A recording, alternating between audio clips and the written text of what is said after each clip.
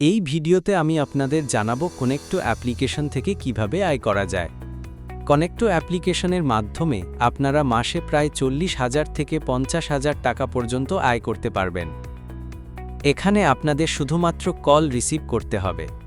সব কল শুধুমাত্র অ্যাপ্লিকেশনের ভেতরেই হবে, তাই আপনার ব্যক্তিগত ফোন নম্বর কারো সাথে শেয়ার হবে না।